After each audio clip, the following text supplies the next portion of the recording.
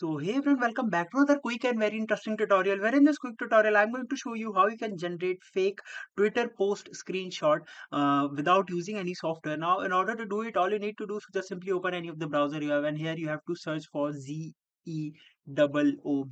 Just simply search on the search bar and open this first website that appear right in front of you and wait for it to respond.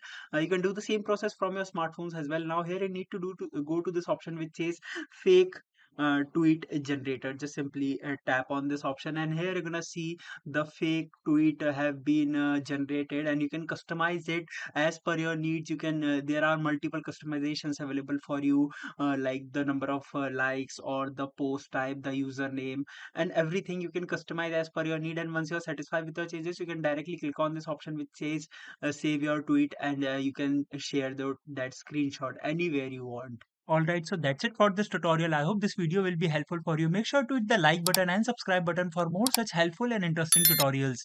See you in the next one. Take care.